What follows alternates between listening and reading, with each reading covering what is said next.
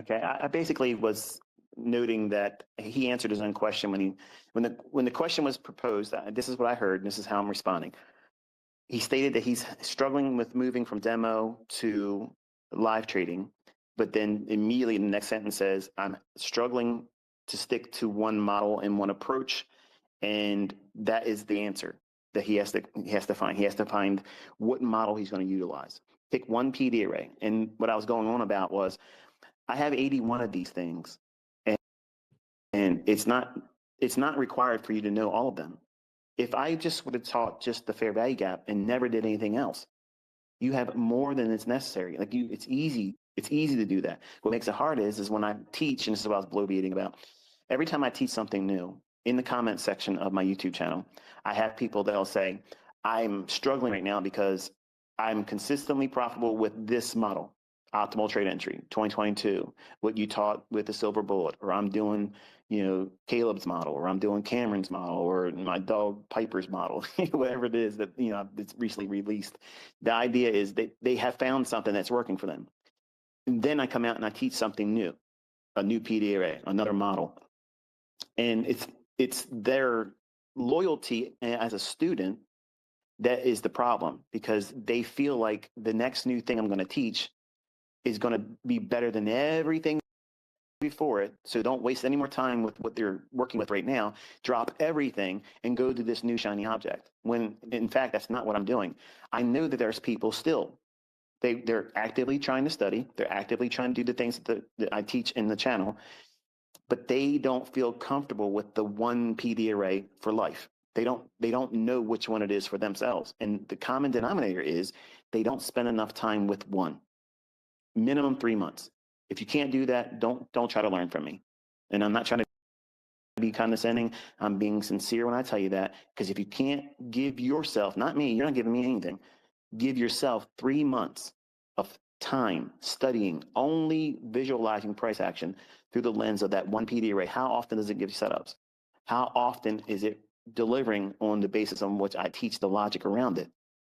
But you're taking that little thing, that PD array that puts you in a trade, it has to plug and play in what you understand about where the market's going to go. Where is it drawing to? Where did it draw from? Where did the market just recently engage?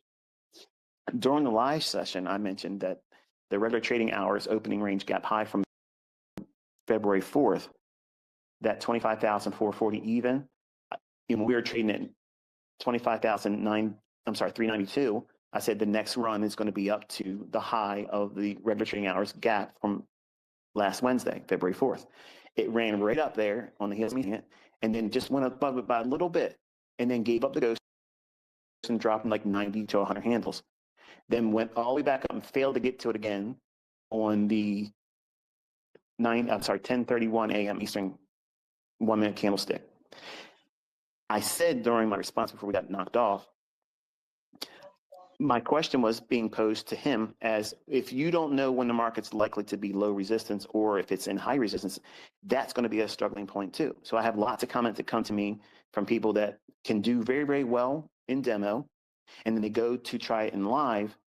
They're so rushed to get in there and try to make money that, much like the other gentleman that was I was counseling, telling that he's trying to front run the PD array. He's trying to get in before the PD array forms and just submit to the process of it's going to go where I said it's going to go. That's imposing your will. So I appreciate your honesty saying that you're struggling because you can't figure out what model to stick with, and that's going to always be a problem. If you don't stick to one thing and become a master of that one thing, you're not going to be consistent. You have to have a consistent approach of doing the same thing to get a baseline, and then find your problems. This problem is easy. You're not doing just one thing. So if you were questioned whether or not at 10:10 this morning, where it made the highs, and to where it is right now on a 1 minute chart for a NASDAQ, would you consider that price action over the last 2 hours? Would that be low resistance or high resistance liquidity run conditions?